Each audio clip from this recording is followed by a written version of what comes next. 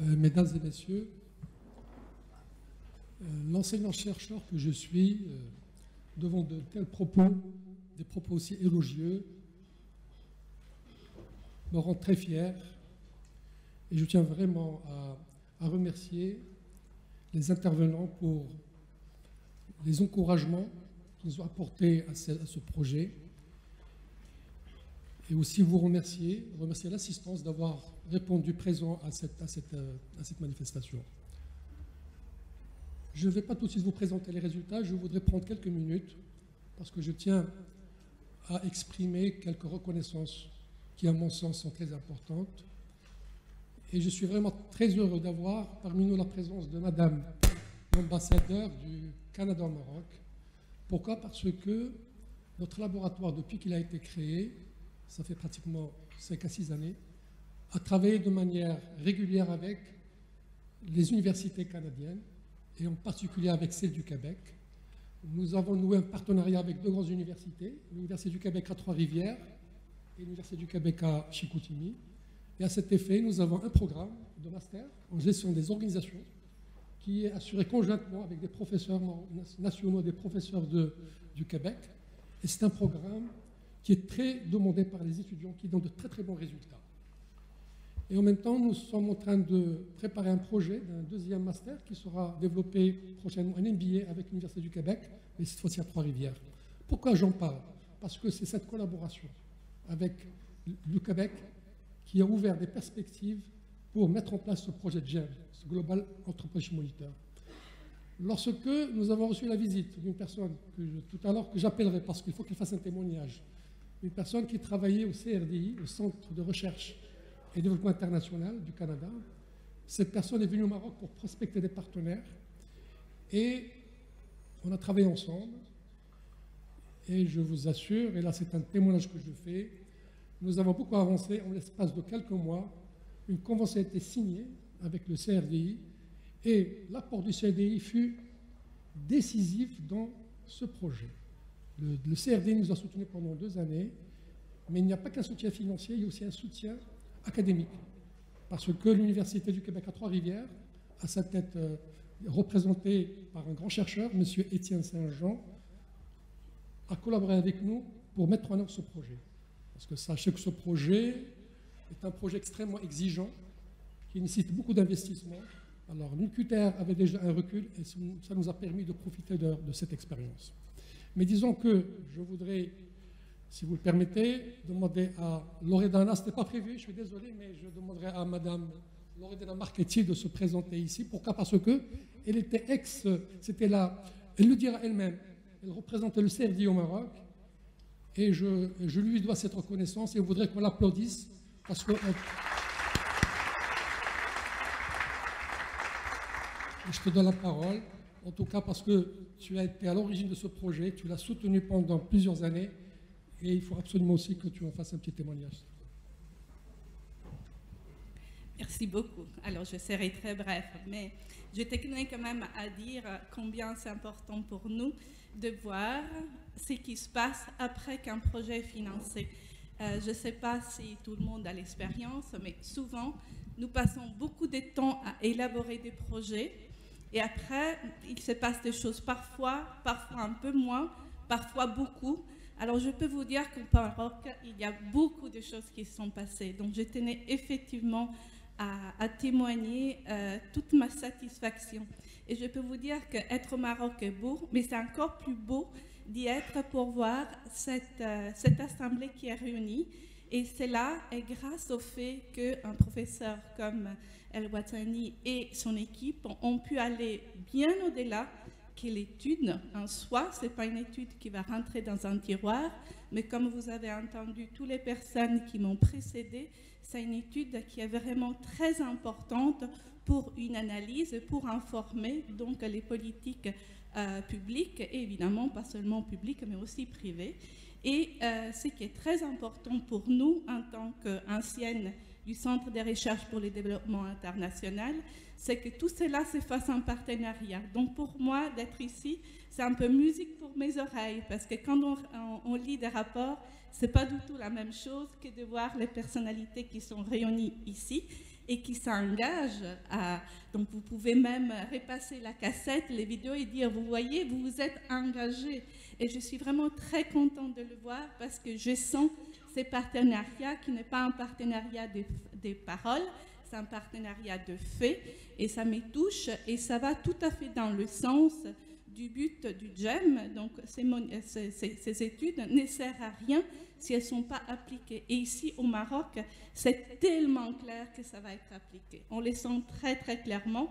Je viens donc de comprendre que la région de Casablanca va s'impliquer. Donc ça, pour nous, c'est de la musique à nos oreilles. Parce que justement, l'un des grands soucis que nous on a quand on lance un projet, c'est que justement, ce projet, après, il est sa propre vie. Et les projets ici, tels que je les vois, il a déjà pris son envol. Donc je tiens vraiment à vous dire combien je suis fière du travail qui a été fait, combien je suis satisfaite, parce qu'en tant que gestionnaire de projet tel que je suis, je passe tout mon temps devant mon ordinateur à lire des rapports, mais j'ai aussi la chance de voyager, de rencontrer des partenaires. Et mon expérience parfois me permet de comprendre avec qui ça pourrait marcher mieux qu'avec d'autres. Et je suis vraiment fière d'avoir eu un peu cette intuition qu'au Maroc, avec les laboratoires du professeur El Ouazzani, ça allait marcher. Et là, aujourd'hui, je le vois, donc j'ai la plus grande satisfaction. Donc, je félicite le professeur et son équipe, mais je félicite aussi les autorités de l'université et les autorités qui sont ici rassemblées, d'avoir entendu les messages et d'en faire donc usage. Ça, c'est la plus grande satisfaction. Donc, je vous remercie beaucoup. Merci Loredana. Je voudrais vous dire aussi autre chose, c'est que lorsque ce projet a démarré, et ça c'est l'insistance de notre chère Loredana, elle a tenu absolument à ce que toutes les équipes GEM francophones se retrouvent à Agadir. Pour quelle raison? C'est pour un séminaire de 2 journées pour voir comment assurer la pérennité du projet. Parce que les CRDI, effectivement, s'est engagé pour financer le projet pendant 2 années, mais à condition qu'il devienne autonome par la suite.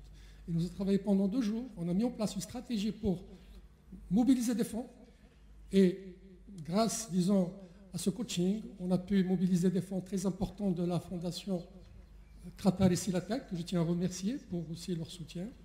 Et aujourd'hui, je voudrais en même temps remercier, c'est Hamid Balfdel, remercier la région de Casablanca-Stade, parce qu'il fallait assurer davantage le développement de ce projet, parce qu'il est très exigeant, surtout en termes de logistique, enquête, études. Il fallait qu'un partenaire s'approprie ce projet. Et je remercie Hamid Balfdel parce que j'ai trouvé une écoute exceptionnelle. Il faut dire aussi qu'il y a un hasard, c'est qu'aussi la région de Casablanca-Stade était aussi dans cette perspective. Donc voilà, les remerciements étant faits, je voudrais maintenant passer à l'essentiel et vous parler des résultats de cette enquête. Alors d'abord, cette enquête. Il est de mon devoir de vous dire que c'est une enquête qui est le fruit d'un travail d'une équipe. Je dirige la recherche, j'ai avec moi des collègues, plusieurs collègues, chercheurs et des doctorants. Donc pratiquement, c'est une dizaine de personnes qui se sont attelées à faire ce travail. Et je ne vous cache pas que j'ai tenu absolument que notre doyen aussi, de par aussi sa fibre de chercheur, s'est impliqué avec nous, M. Mkwa, M. Salah Kouber, qui sont des professeurs, qui sont impliqués dans ce projet, et le rapport était très important. Je ne vais pas citer les doctorants, ils sont là, ils ont travaillé, mais peut-être 2 ou 3 doctorants. Fatem Boutaleb, qui a fait un travail colossal, Sarah Yassine, qui demain probablement probablement, c'est sûr, demain va soutenir son doctorat. T'en fais pas, je ne connais pas le rapport des chercheurs. Bon. Ah oui, alors oui, effectivement, je suis désolé parce que Fatem, elle fait les choses trop vite. Je suis désolé. Elle était doctorante, elle a soutenu, elle a passé le concours, elle est devenue professeure, et croyez-moi que je peux divulguer un secret. Il y avait 30 professeurs pour un poste, elle a pu avoir ce poste, et félicitations Fatem, mais les professeurs au sein de notre faculté, elle le mérite. Bon, alors, allons vers l'essentiel. Alors, GEM. Alors, en 2 mots, cette enquête, si vous voulez, c'est une enquête qui est d'une grande envergure. GEM, c'est le Global Entrepreneurship Monitor. C'est un réseau de 500 chercheurs à l'échelle internationale qui, chaque année, font des études au sein de leurs pays respectifs et présentent le profil entrepreneurial de leur région ou de leur pays. Alors, si vous voulez, je voudrais ce qui était l'année dernière, je suis désolé, mais vous représenter une petite capsule de 3 minutes pour qu'il y ait une meilleure visualisation du projet de GEM. Donc, nous allons, si vous voulez, essayer de voir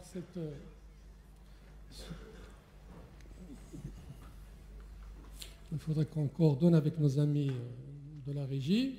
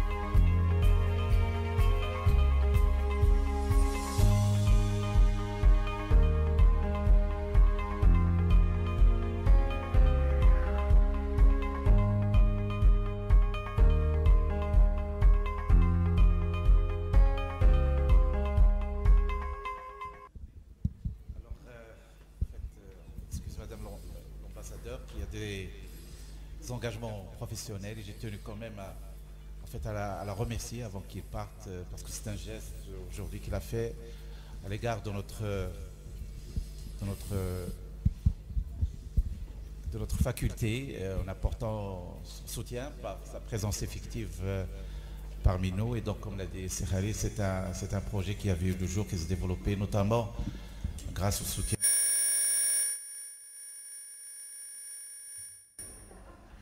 et au nom bien sûr de Monsieur le Président, de tous les acteurs de notre université. On tient à remercier Madame l'ambassadeur et bien évidemment on souhaite bien évidemment que ce partenariat, que cette relation entre notre université et les universités canadiennes se développe davantage. Et nous avons beaucoup de projets, nous sommes en contact permanent. Et bien évidemment, tout cela est dans le sens du renforcement des relations entre nos universités et nos pays. Merci, Madame l'ambassadeur.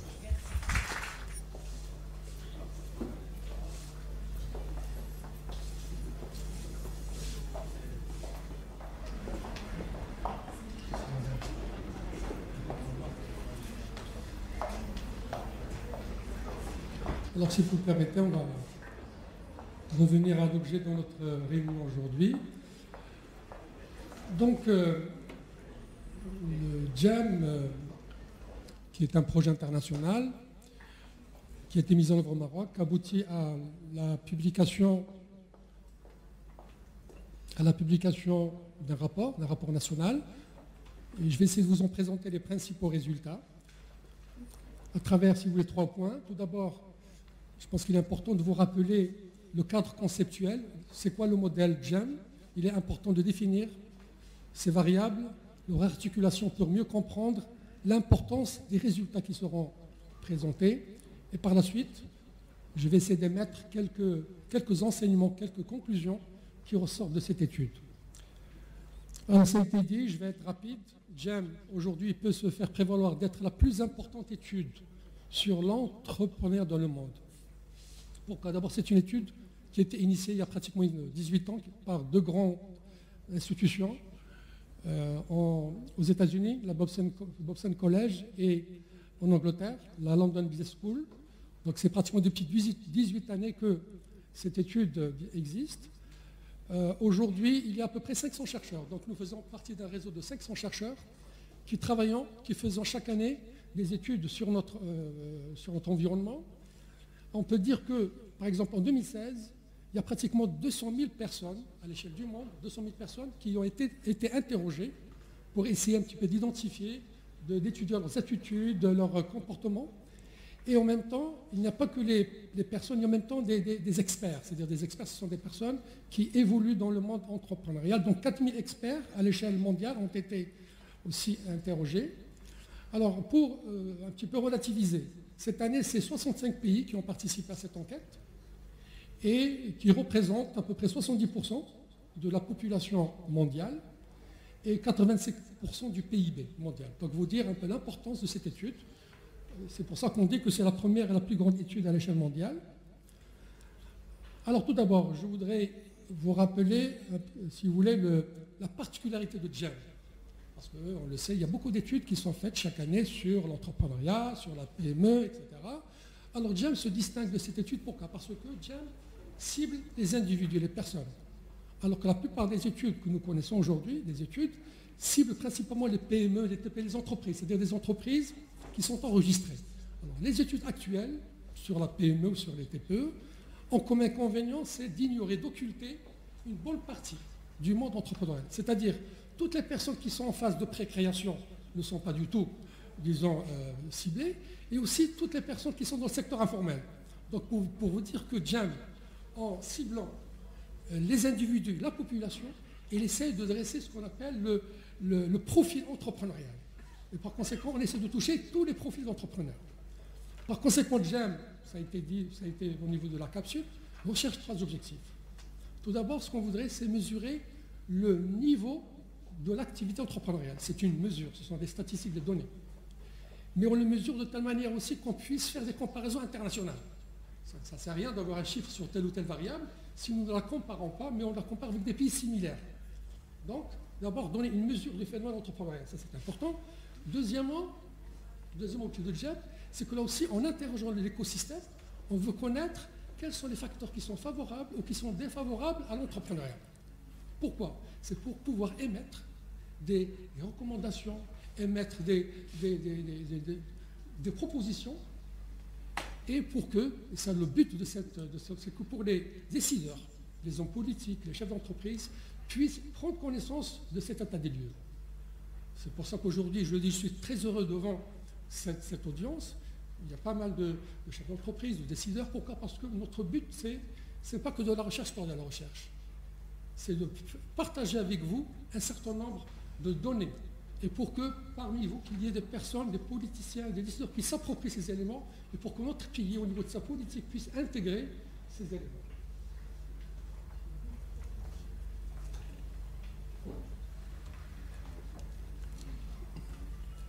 Alors, on va rentrer un petit peu rapidement dans les aspects de théorie. Alors, GEM repose sur un cadre conceptuel. Donc, c'est un modèle qui retient un certain nombre d'hypothèses, qui retient un certain nombre d'approches méthodologiques. Alors, la principale hypothèse que soutient GEM, c'est qu'il y a une relation qui est dialectique entre l'environnement économique et social, vous avez ici l'environnement économique et social, et principalement les conditions cadres et les conditions propres à l'entrepreneuriat. Donc l'environnement économique et social agit, détermine les comportements entrepreneuriaux, c'est-à-dire c'est l'environnement qui va déterminer les attitudes et l'activité entrepreneuriale. Donc cette relation entre l'environnement et le comportement entrepreneurial, c'est ce qui va déterminer l'activité entrepreneuriale, la croissance et la richesse d'un pays. Donc une relation entre, si vous voulez, l'entrepreneuriat et le développement économique. Je vais vite à ce niveau. Alors maintenant, le cadre conceptuel. J'ai dit, c'est un cadre théorique, mais en même temps une méthode. Alors l'étude GEM repose sur deux grandes études. Une étude qui vise la population adulte, âgée de 18 à 64 années, et une étude qui vise des experts. Alors concernant l'enquête auprès de la population, c'est l'étude la plus importante. Alors GEM préconise qu'il faut enquêter auprès d'un échantillon minimum de 2000 personnes. Il faut absolument qu'on enquête auprès de 2000 personnes, mais à partir que ces 2000 personnes soient un échantillon représentatif. Ça veut dire quoi? Ça veut dire qu'il doit tirer au hasard et en même temps qu'il doit couvrir tout le territoire, toute la population. Alors, comment fait-on au Maroc?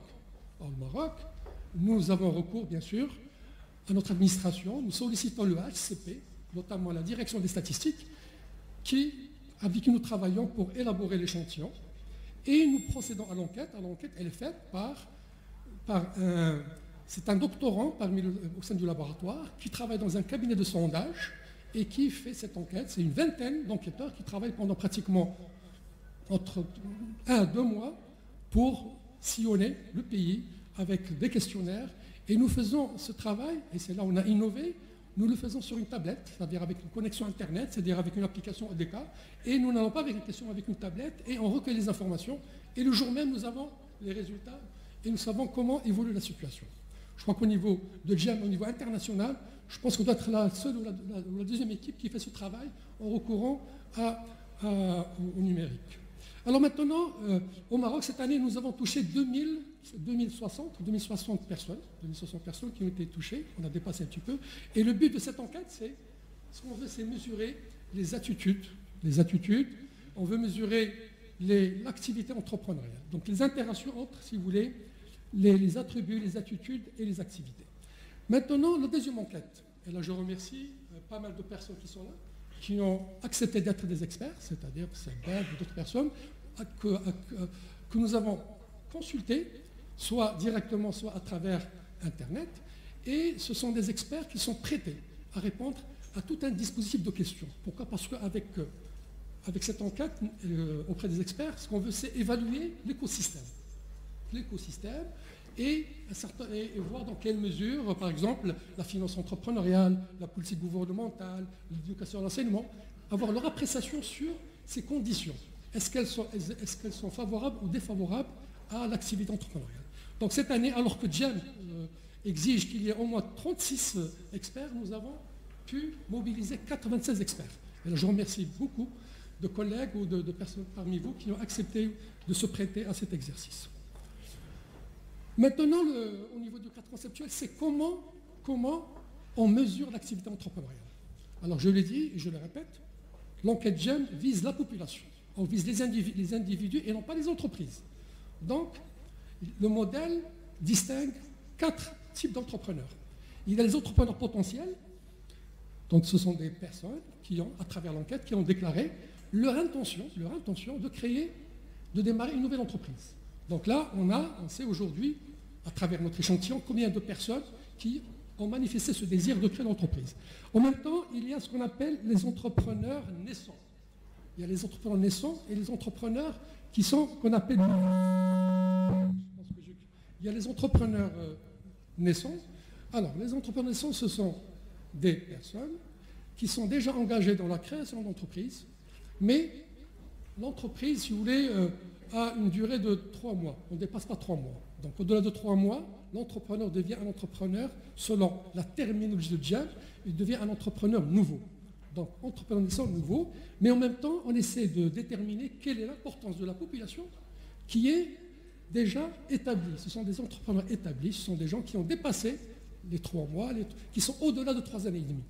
Donc si vous voulez, Jam, si vous voulez, permet d'obtenir aujourd'hui la cartographie, quels sont les principaux types d'entrepreneurs, mais qui plus est, il y a aussi une 4e catégorie qu'on essaie de cibler, qui est là, c'est les entrepreneurs en discontinuité, c'est-à-dire les entrepreneurs qui ont arrêté leur activité. C'est-à-dire soit ils ont vendu, soit ils ont fermé leur entreprise. Donc Jam, si vous voulez, donne une cartographie. Aujourd'hui, chaque année, nous pouvons déterminer cette répartition entre les 4 types d'entrepreneurs. Bon, je l'ai dit tout à l'heure, l'intérêt de Jam, ce n'est pas uniquement de sortir des résultats, mais il faut que ces résultats puissent être interprétés. Comment? C'est-à-dire qu'on puisse être comparé. Alors à ce titre, Jam, c'est ce qui nous apporte Jam, Jam essaie de, comment dirais-je, d'homogénéiser toutes les études au niveau mondial. Mais pour qu'ils soient comparables, Jam a recouru à une classification, c'est celle du Forum économique mondial, qui classe les pays en 3 catégories. Les pays qui sont tirés par les facteurs, les pays tirés par, si vous voulez, l'efficacité, et les pays tirés par l'efficience. Bon, je n'ai pas le temps de rentrer dans le détail. En 2 mots, les pays tirés par les facteurs, ce sont des pays où dominent, si vous voulez, les activités agricoles et d'extraction. Donc l'industrie est à peine naissante. C'est la plupart des pays, disons, d'Afrique et certains pays d'Asie. Les économies qui sont tirées, si vous voulez, par l'efficience, c'est le cas du Maroc. Ce sont des pays qui ont des activités de transformation assez intéressantes, n'est-ce pas, un secteur tertiaire développé. Et nous avons les économies tirées par l'innovation. Alors là, ce sont les économies d'Europe occidentale, des États-Unis, où il y a l'économie de la connaissance, n'est-ce pas. Donc les pays sont classés en 3 catégories. Et nos résultats, généralement, on les compare aux économies tirées par l'efficience. Pourquoi? Parce que ce sont des économies où il y a pas mal de similitudes en termes sectoriels, population, etc. Alors, ceci dit, quels sont les résultats qui ressortent cette année? Donc, il y a 2 types de résultats. Les résultats qui concernent les attitudes et les résultats qui concernent l'activité entrepreneuriale. Alors, concernant les attitudes, on essaie tout d'abord de voir quelle est la perception de la société, comment la société marocaine perçoit l'entrepreneuriat. Et la question que nous avons posée, pensez-vous que créer une entreprise est une activité désirable, est un choix de carrière? Et là, nous avons un résultat inattendu, et c'est la 2e année qu'on l'obtient. L'année dernière, il y avait 71% de l'échantillon qui a dit oui, l'entrepreneuriat pour nous est une carrière désirable, et cette année c'est 79%, donc une augmentation de 10%. Ça veut dire quoi? Ça veut dire que nous avons une population marocaine qui a une fibre entrepreneuriale. Contrairement à ce qui a été dit tout à l'heure, je ne pense pas, au contraire, au Maroc, il y a un potentiel, on le verra par la suite, entrepreneurial. Le problème se situe à d'autres niveaux. Donc, résultat, et ce taux est parmi les plus élevés. Si on prend le cas de pays similaires, par exemple au pays de l'ETE, c'est 67%. Donc on est pratiquement classé à la 7e place au niveau mondial. Donc, pour la population marocaine, l'entrepreneuriat peut être un choix, une carrière désirable. 2e élément, on a essayé aussi de voir dans quelle mesure l'entrepreneur est valorisé. Par exemple, les personnes qui réussissent, est-ce que quelqu'un qui est considéré? Eh bien, je vais peut-être, c'est dommage que M. Belhach ne soit pas là. Au contraire, le Marocain valorise les personnes qui réussissent. Même s'il gagne de l'argent, il est valorisé. Et ça démontre, c'est plus de la moitié de la population qui dit oui, les gens qui réussissent dans l'entrepreneuriat, ce sont des personnes qui sont considérées. Donc là, c'est aussi un élément qu'il faut intégrer. Gagner de l'argent, oui, mais effectivement, il y a l'investissement, il y a la création de richesses. Donc ça, ce sont les études sociales. 3e type d'attitudes, elles sont plutôt personnelles. Dans celle-là, on va définir est-ce qu'il y a un potentiel entrepreneur. La première question qu'on a posée à ce niveau-là, est-ce que ces personnes identifient des opportunités de création d'entreprises dans leur région? Est-ce qu'ils ont identifié des opportunités? On a un chiffre qui est très intéressant. Nous avons 45% de la population qui pense que dans la région, il y a des opportunités de créer des affaires. Et ce taux, il est très intéressant parce qu'il est beaucoup plus élevé que les pays similaires, 42%, et pratiquement, il est plus élevé que le taux au niveau mondial. Donc, des personnes qui valorisent l'entrepreneuriat, des personnes qui identifient des opportunités. Voilà un deuxième atout aujourd'hui au niveau de l'attitude entrepreneuriale. Et l'autre élément, effectivement, qui va relativiser, c'est on essaie, si vous voulez, de cerner la peur de l'échec. Est-ce que ces personnes qui ont identifié des opportunités d'affaires, est-ce que la peur de l'échec va les dissuader? Là, le taux, effectivement, l'année dernière, il était élevé. Cette année, de 33%. L'année dernière, il est de 39%. Donc, effectivement, ça, c'est un élément qui, peut-être, va tempérer cette ardeur, cet enthousiasme au niveau de l'entrepreneuriat. Mais il se situe dans la tendance internationale. Troisième attitude personnelle, c'est les compétences. Bien sûr, pour se créer une entreprise, il ne faut pas uniquement avoir la volonté, identifier l'opportunité, il faut être capable de gérer cette entreprise. Donc la question qu'on a posée, pensez-vous, est-ce que vous avez les compétences, les connaissances, l'expérience pour diriger une nouvelle entreprise? Ben, la réponse est très favorable. 56% de la population des personnes enquêtées estiment être capables de diriger une entreprise. Élément favorable aussi à la création d'entreprise. Et maintenant, l'intention entrepreneuriale, l'intention. Là, on a été sur 3 années. On a dit, est-ce que pour les 3 années prochaines, pensez-vous démarrer une entreprise? Nous avons un taux très intéressant de 36%. Et je voudrais insister sur ce chiffre de 36%. Ça veut dire qu'il y a le tiers de la population marocaine qui a l'intention ou qui voudrait démarrer une nouvelle entreprise sur les 3 prochaines années. Le tiers, si on prend une population adulte de 24 millions au Maroc, c'est 7,5 millions de personnes qui ont ce désir de créer leur entreprise, bien sûr, si un certain nombre de conditions sont réunies. Voilà des chiffres, à mon avis, qui sont significatifs, qui doivent être intégrés. Donc aujourd'hui, tout ce qu'on dit sur l'entrepreneuriat, sur les stratégies, c'est des chiffres qui sont très parlants. Maintenant, on a fait un petit zoom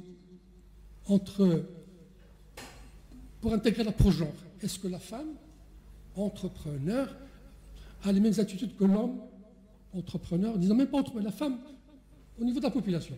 On a constaté les mêmes tendances, c'est-à-dire qu'au niveau de la perception des compétences, des opportunités, au niveau, pratiquement, la femme fait un peu moins, le score est un peu plus faible au niveau de la femme, sauf pour l'échec. Alors que la peur de l'échec est de 43% chez les hommes, chez la femme, elle n'est que de 35%. Ça, c'est un élément aussi qu'il faut qu'on intègre, ça veut dire que la femme, peut-être, elle a beaucoup plus confiance en elle-même. Lorsqu'elle s'engage dans une aventure entrepreneuriale, elle a beaucoup plus de certitude, elle prend plus de précautions, alors que chez les individus, chez les hommes, donc le taux est beaucoup plus élevé. Bon, ça mérite des approfondissements. Tout ça, ça mérite. Maintenant, l'activité entrepreneuriale, comment on la mesure-t-on? Je l'ai dit tout à l'heure, on la mesure. On essaie de voir le nombre d'entrepreneurs potentiels, les entrepreneurs naissants, leur nombre, les entrepreneurs naissants et nouveaux. Donc, il y a un taux qui est très important, c'est ce qu'on appelle le taux d'activité entrepreneuriale. Comment calcule-t-on ce taux? C'est lui qui il est très parlant. On additionne le nombre d'entrepreneurs qui sont nouveaux, disons qui sont nouveaux et jeunes. C'est-à-dire. Et ce total, si vous voulez, on le rapporte à la population nationale pour voir quel est le taux. Alors ce taux, comment se présente-t-il? Alors ça, c'est un tableau qui est très intéressant parce qu'il vous donne la mesure des 4 types d'entrepreneurs. C'est des entrepreneurs naissants, les entrepreneurs nouveaux, les entrepreneurs établis et les entrepreneurs en discontinuité. Alors, sachez d'abord, il y a une précision, c'est que Jam ne suit pas la succession de ces étapes pour un individu. On n'essaie pas de voir cet individu, cette année il était naissant, l'autre l'année suivante, non. On prend une photographie à un certain moment, c'est une photographie de la population. Alors que ce qu'on constate, c'est que le taux d'entrepreneurs qui sont des entrepreneurs naissants, c'est-à-dire qui sont en activité durant moins de 3 mois, il est de 1%, exactement de 1,3%. 1,3% de la population marocaine, n'est-ce pas, se trouve dans une entreprise qui a une durée d'existence inférieure à 3 mois. Alors ce taux, il est extrêmement faible. Au niveau mondial, il est de 7%. C'est au niveau mondial, il est de 7%. Au niveau de pays similaires, il est de 8%. Et durant toute la réflexion qui va venir, je vais insister sur cette variable qui est très inquiétante. C'est qu'au Maroc, la création de nouvelles entreprises, le taux de création est extrêmement faible. Et c'est aujourd'hui l'un des points sur lesquels on va zoomer, et c'est un point qui demeure assez inquiétant. Pourquoi? Parce que par rapport à des pays plus ou moins similaires, on est loin. On fait 7 fois moins qu'au niveau mondial, 1% par an.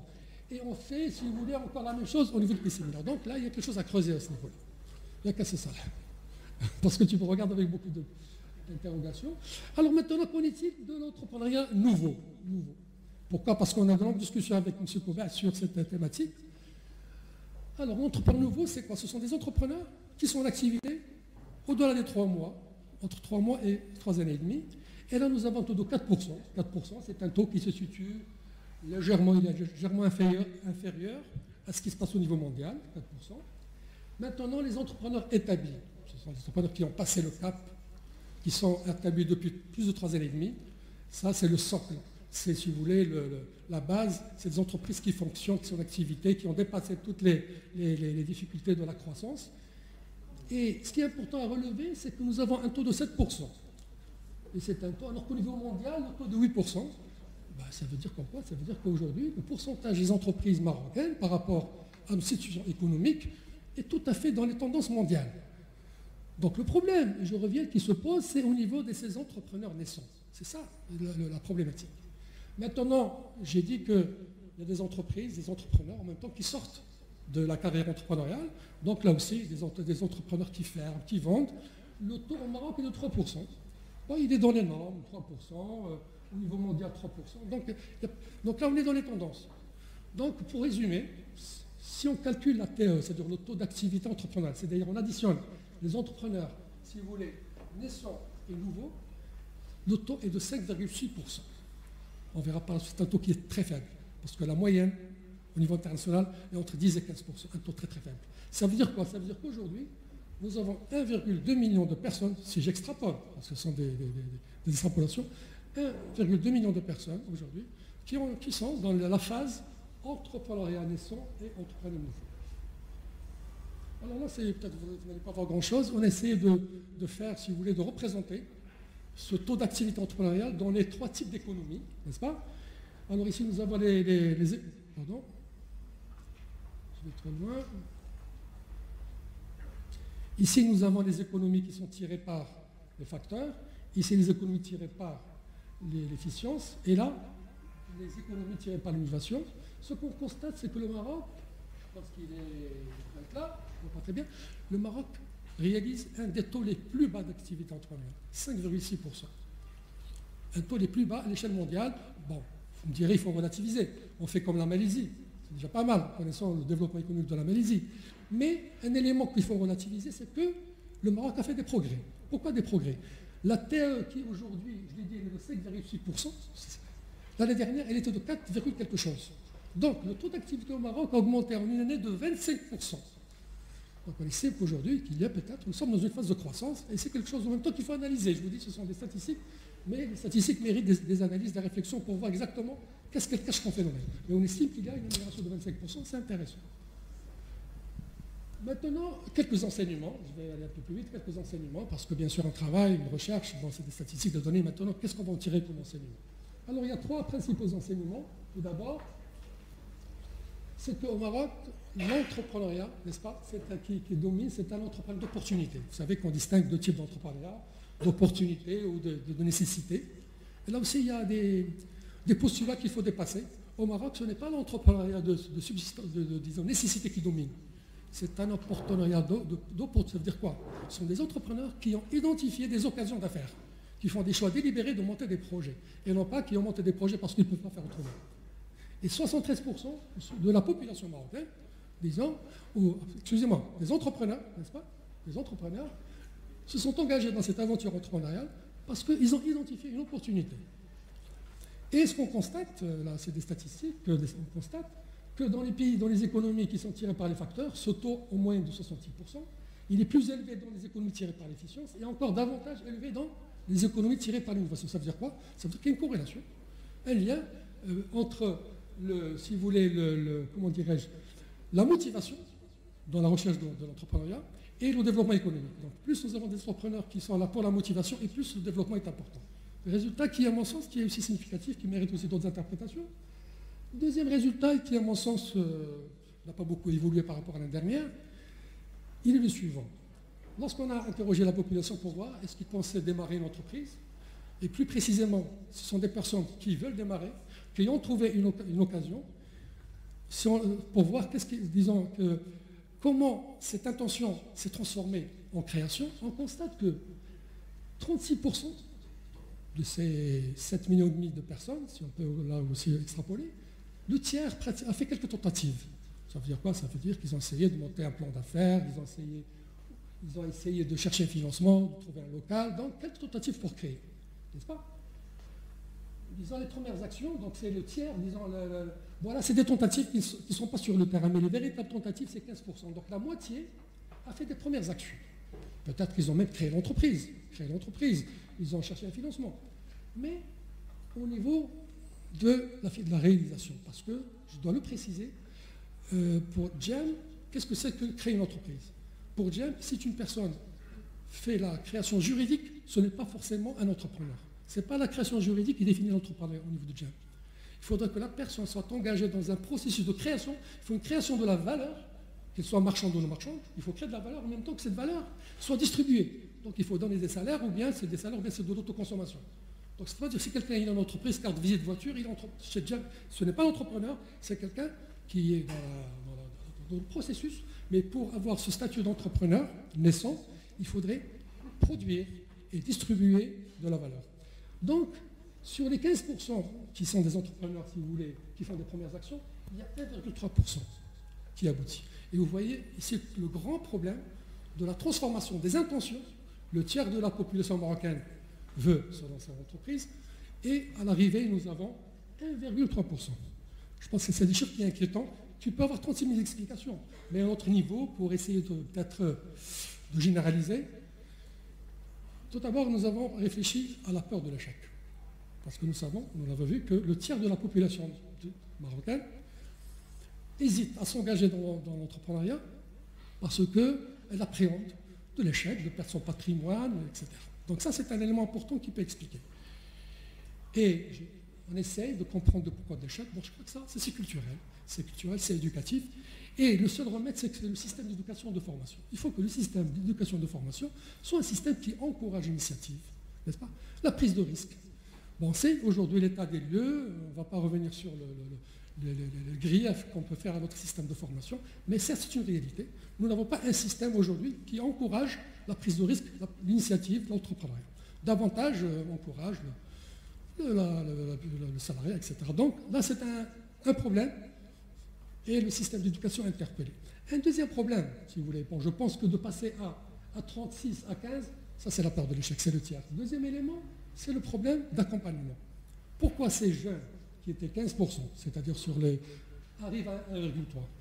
Ils ont déjà commencé, c'est-à-dire qu'ils ont dépassé cette appréhension d'échec, donc ils sont sur le terrain. Pourquoi? Parce que peut-être qu'ils n'ont pas bénéficié d'un accompagnement qui soit adapté.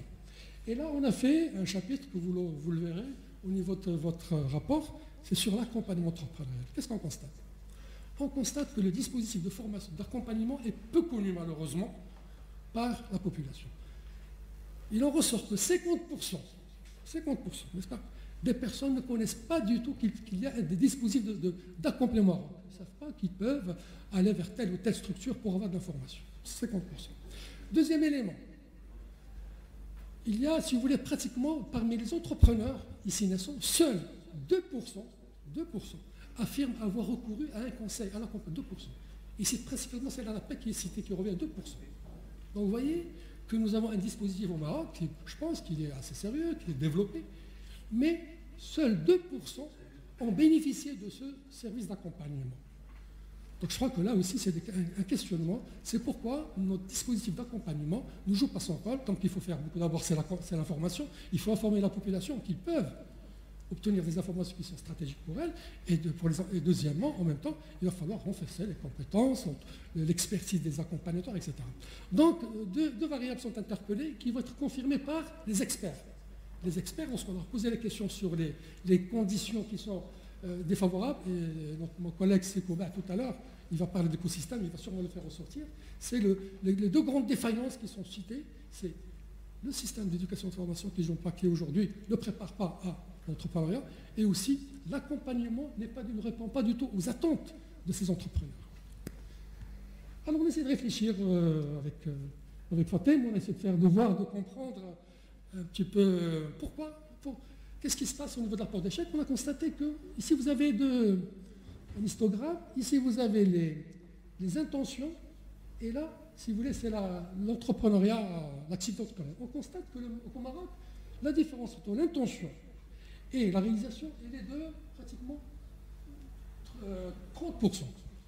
C'est-à-dire que l'écart entre l'intention et la réalisation est de 30%. C'est un écart les plus élevés dans le monde. Donc pour vous dire aujourd'hui l'urgence de remédier à cette situation. Et on a fait un autre schéma aussi pour comprendre sur, comment dirais-je, l'entrepreneur, parce qu'on a incriminé tout à l'heure, l'entrepreneur naissant qui serait à la cause de cette faible dynamique entrepreneuriale. On constate que l'entrepreneur naissant ne contribue au Maroc qu'à raison de 20-23%, alors qu'il est dans d'autres pays beaucoup plus élevés. Donc c'est que l'entrepreneur naissant n'est pas assez, je termine dans 2 minutes, c'est pas assez développé. Et on s'est aussi amusé au niveau des corrélations pour voir est-ce qu'il y a une corrélation entre la peur de l'échec et le taux d'activité. Effectivement, c'est que ce qui en ressort, c'est que plus la peur de l'échec est faible, plus le taux d'activité est élevé. Et enfin, un dernier graphique, là aussi, nous avons pris certains pays, le Maroc, l'Afrique du Sud, l'Égypte. Ici, nous avons la peur de l'échec, et là, nous avons l'activité. Effectivement, plus la peur de l'échec a tendance à diminuer, et plus l'activité augmente. Donc une relation, si vous voulez, qui est une corrélation entre les deux aspects, peur de l'échec et activité. Avant-dernier schéma, c'est que Jem aboutit à la conclusion, c'est qu'il y a une très forte corrélation entre le PIB, la croissance PIB par habitant, et l'activité entrepreneuriale. Donc on a essayé de situer, n'est-ce pas, dans un graphique, les différents TEA, et on a relevé qu'il y a une courbe en U, là voici la courbe U, et ici nous avons les TEA. Ça veut dire quoi? Ça veut dire, par exemple, le Maroc, il est là, bon, je ne sais pas si c'est difficile à le voir, il est là, le Maroc est en dessous de la courbe. Alors tous les pays qui ont un taux d'activité entrepreneuriale assez faible, disons, se retrouvent en bas parce que cette courbe, c'est la tendance moyenne. Donc le gap entre la courbe en U et la position du pays, c'est le gap qu'il faut rattraper. C'est-à-dire que c'est le taux d'entrepreneurs, c'est ce qu'il faut, disons, le nombre d'entrepreneurs, il faut augmenter le nombre d'entrepreneurs. C'est-à-dire c'est l'insuffisance, c'est-à-dire qu'il y a moins d'entrepreneurs, effectivement, que ce qu'il faudrait. Et vous avez d'autres pays qui sont au-dessus de la courbe où, effectivement, il y a plus d'entrepreneurs qu'il nous faudrait. Ça, c'est par rapport toujours à la tendance mondiale. Alors, en conclusion, on a essayé de dresser aujourd'hui le profil de l'entrepreneur. Aujourd'hui, le Marocain, c'est qui? En principe, donc, en termes statistiques, c'est un homme, c'est pas une femme. C'est un homme qui ressort en termes de données statistiques. C'est un homme qui est motivé par l'opportunité, donc c'est surtout, n'est-ce pas, la recherche d'opportunités. C'est son âge, c'est entre 25 et 34 ans. Hein, c'est un âge. Et son niveau d'instruction, c'est le niveau collégial. Il n'est pas universitaire, c'est la tendance au niveau du Maroc, il est plutôt au niveau collégial. Là aussi, il y a un effort à faire pour qu'il y ait plus d'entrepreneurs du 3e universitaire. Et il est localisé principalement à Casablanca-Stade. Donc voilà, si vous voulez, grosso modo, une présentation très rapide, je suis désolé. C'est difficile de faire parler des chiffres, donc vous avez un rapport qui est très détaillé, et je vous invite à rester toute la journée. Pourquoi? Parce que tout à l'heure, M. Komad va présenter cette dynamique au niveau de la région, Casablanca-Stade, et c'est Saleh Kouba va vous présenter l'écosystème national. Je pense que ce sont des interventions qui se complètent, et l'après-midi, Fatem Boutal va parler de le potentiel entre des jeunes. Donc voilà ce que je voulais vous dire. Merci de votre écoute et je suis à votre disposition. Je vous prie.